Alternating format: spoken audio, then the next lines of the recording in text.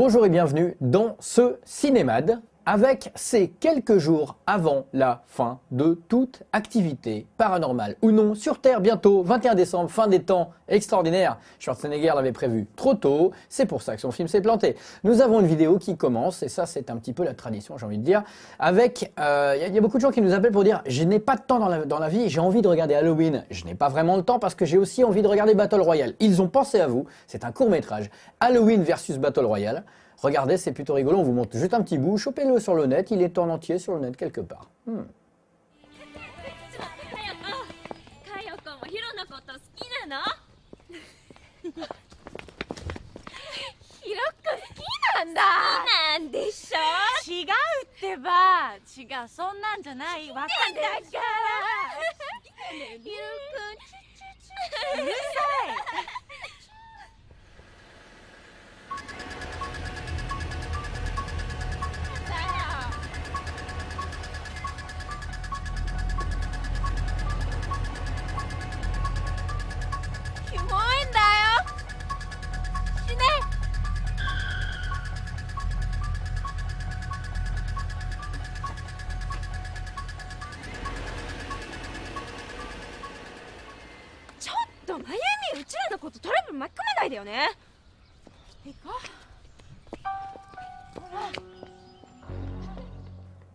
Là par contre, si vous avez vraiment du temps, vous n'êtes pas obligé non plus d'aller le dépenser pour aller voir Paranormal Activity 4 qui sort en France cette semaine, parce qu'il y a des semaines où il n'y a que dalle, et là il y a 3 films. Voilà. Just et Schulman, les deux réalisateurs, sont très contents de vous présenter leur dernier truc tourné avec 10 balles. Voilà, des gens qui parlent, des choses derrière qui se passent. Enfin, vous connaissez le principe, ça a l'air extraordinaire. Top magnéto. Oh my god, what's he doing? It's 3 in the morning. Robbie, can you tell me who you were talking to?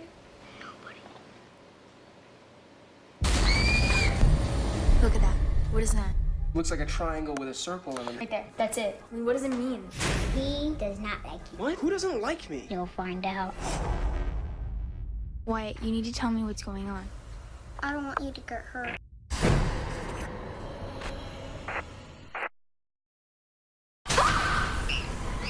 Wyatt! I'm not crazy! I almost died!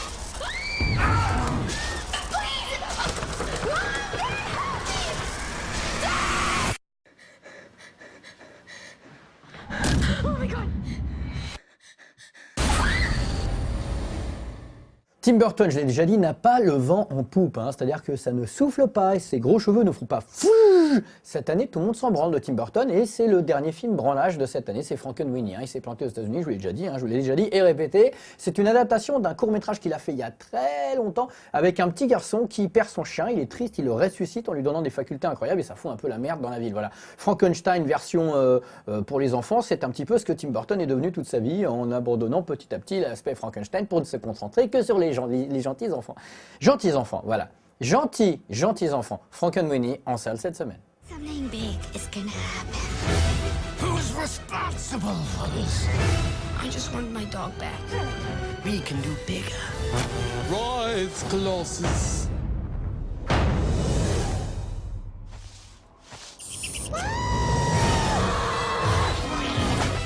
Cool. Victor! Let's go! I need your help. My problem bigger. Yeah, he's right. Et nous ne raterons pas une occasion de terminer par Looper. Looper, jeu de mots, comme dirait le mec du chiffre des lettres. Non, 20 heures. Le vieux mec qui est mort avec son dictionnaire. Voilà. Looper, c'est un film qui avait plein de bonnes critiques. Voilà, c'est vraiment le film où tout le monde se branle à la base. Tu vois, le énième film d'action avec Bruce Willis, fantastique, etc. Incroyable critique de part et d'autre de l'Atlantique, vraiment putain de bouche à oreille autour de ce film qui est devenu un petit peu l'un des films à voir, un petit peu comme Ted avec Mr. New Kids on the Block, pas vraiment mais presque là, tu sais, Mark Wahlberg, voilà. C'est des petits sleepers comme on appelle. Vous savez déjà tout sur Looper, non? Si, vous savez déjà tout. What's my life? Kill this man, I get it back. Why don't you stick your little gun out between your legs and do it?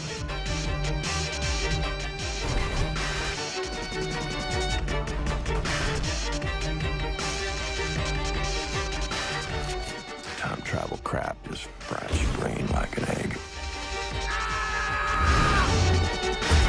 What's he gonna do? Yeah, That's the mystery. I know you're not lying when you say you're gonna kill this guy. Vous connaissez mon amour pour les gens qui s'appellent Glenn, notamment quand ils sont petits et musclés. Glenn Chiano est aussi un homme que j'apprécie, hein. C'est un réalisateur. Il avait réalisé, comme tous les réalisateurs, un film qui s'appelait Incubus. Donc je vous avais parlé d'ailleurs de ce film-là, avec Robert Englund, un espèce de mec qui se baladait, qui lisait dans les pensées des gens. Voilà. Son nouveau film s'appelle Infected. J'aurais pu vous parler aussi du spoof de Paranormal Activity qui sort, mais ça a l'air tellement moisi que je vais vous passer ceci. Infected, c'est avec Michael Madsen et William Forsythe, donc deux autres gueules de la série B assez solides. William Forsythe est quand même un fou, hein, c'était l'adversaire de Steven Seagal dans Justice Sauvage, faut-il le rappeler. Voilà. Infected, une histoire d'infection, oui, et de zombies, ça a l'air quand même vachement plus cheap et moins maîtrisé que Incubus, mais après tout, peut-être que je me trompe. Get them in the car.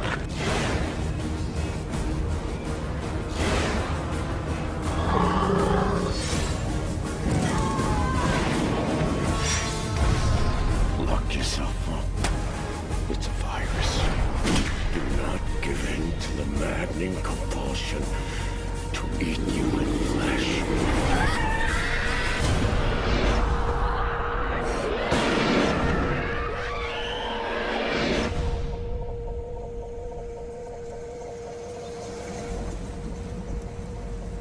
It's too late for me. Edwards et Waters sont deux réalisateurs qui unissent leurs forces, un petit peu comme ce mariage homosexuel contre lequel s'oppose Monsieur Copé. Hein, bah, eux, ils ont décidé de faire un enfant qui s'appelle South of Sanity. Pourquoi je vous en parle? A priori, on s'en fout des mecs. Parce que c'est le premier film de fiction tourné intégralement en Antarctique. Ouais. Et ça, c'est pas de la merde. Et quand vous verrez les images qui défileront sous vos yeux, ébahis, vous vous rendrez compte que ces gens ont certainement peut-être vu, je dis bien peut-être vu, un jour, The Thing de Jean Charpentier, puisque c'est des gens isolés dans une base qui se retournent les uns contre les autres. Voilà. Hein? Voilà. Elle est belle, la France. 5, 1.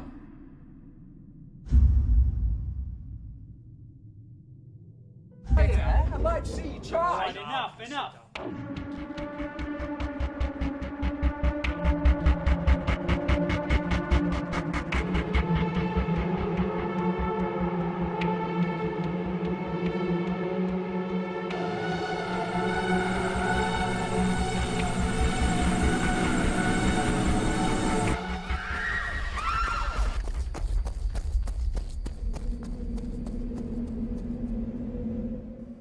Et parfois, j'ai des questions qui arrivent dans mon esprit.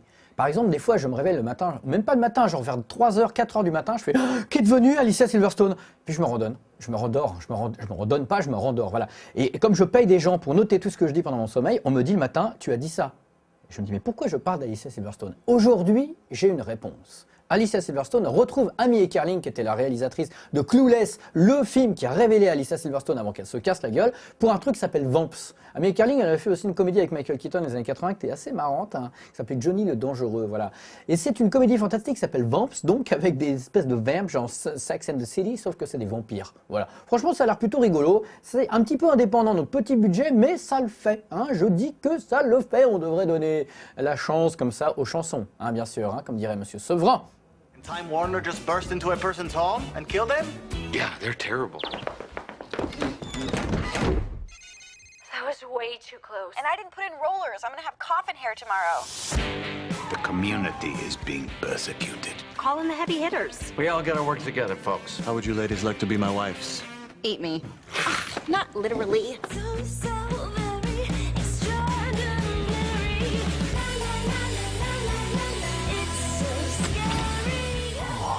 Your wife is very sweet. You will do what my accountant says. CPA. I feel like I'm really tripping right now.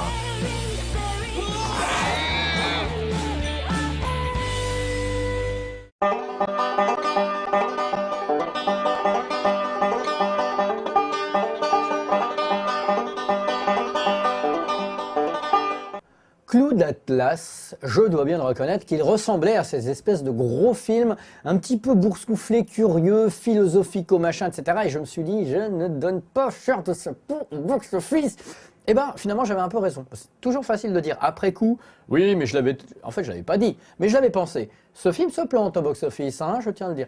9,6 millions de dollars américains in God We Trust. Eh ben, God, c'est tout ce qui leur reste. God et les yeux pour pleurer.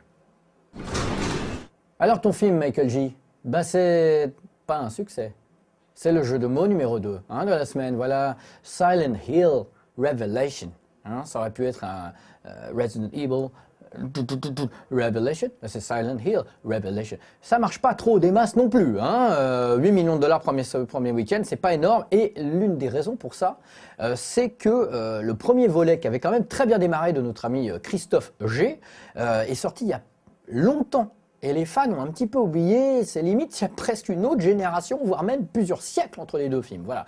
Et il faut quand même constater que les films d'horreur, la période d'Halloween, là, c'est tout de suite, c'est maintenant. Là. Et ben, c'est pas, c'est pas incroyable. Hein, y a pas beau, non, les gens s'en foutent.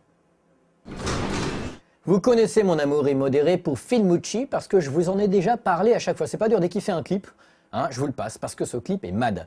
Il y a quelques temps, je vous avais passé son clip de Opeth qui était hallucinant, The Devil's Orchard. Ensuite, je vous avais passé le clip de High on Fire qu'il avait fait, qui était hallucinant. Et voici son nouveau clip qui est, tenez-vous bien, incroyable. Non, il n'est pas hallucinant, il est incroyable. C'est pour Pig Destroyer et ça s'appelle The Diplomat.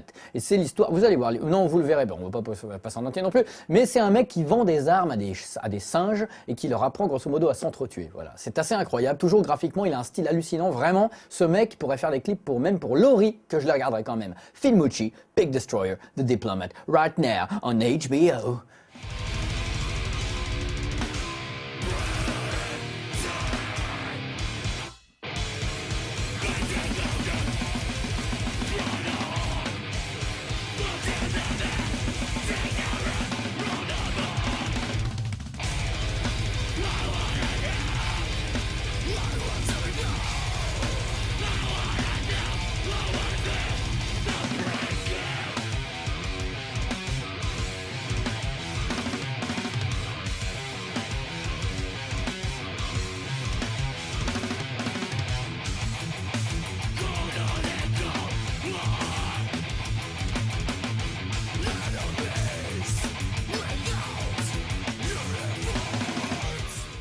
Voilà cette émission, figurez-vous, non mais sans déconner, qu'elle touche à son sexe. Voilà, nous avons pour fêter ça une image. Vous avez demandé de me faire Universal Soldier, le next one avec plein de stars inattendues. Stéphane Tullier a été extraordinaire de graphisme pour cette affiche où il nous assène une ribambelle de stars, hein, puisqu'il y a quand même Roberto Malone, Michel Blanc et, tenez-vous bien, Joe Fleischaker qui est un acteur culte de chez Trauma. Voilà, bien sûr, extraordinaire. Universal Soldier s'appelle Univers Propre, c'est le nouveau. Merci Stéphane. Nous avons aussi cette petite bande-annonce envoyée par John HK. John HK, je ne connais toujours pas son vrai nom. À mon avis, il ne s'appelle ni Jean ni Hong Kong. Mais en tout cas, il fait un teaser pour un truc qui s'appelle comment Lethal Murder. Ça dure 10 secondes et à peu près, voilà, vous allez voir, ça charque, c'est du murder, c'est tout de suite.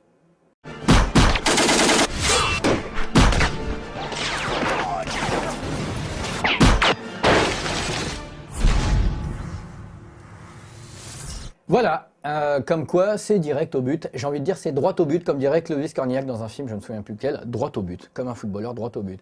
Voilà, pour le coup, petite question comme ça, exprimez-vous. J'ai découvert récemment un film d'horreur, un film fantastique des années 30, hallucinant, avec une scène monstrueuse, je vous en parlerai une autre fois, mais vraiment stupéfiant. Du coup, j'ai envie de vous demander quel est votre film fantastique, mad, horreur, etc., préféré en noir et blanc, voire même muet. Mais me citez pas Freaks, hein, me citez pas Nosferatu, soyez un petit peu plus, tu vois ce que je veux dire? Tu vois, toi tu vois, toi tu vois pas, toi tu vois, toi tu vois pas, toi tu vois. Vous êtes nombreux à voir quand même, citez-moi s'il vous plaît, hein. Voilà, votre film vieux, noir et blanc, voire muet, préféré, expliquez-moi pourquoi, débattez, engueulez-vous surtout. La violence, ça fait de l'audience. Je mange des frites @gmail.com ou les commentaires du site. Vous connaissez les règles. À très bientôt.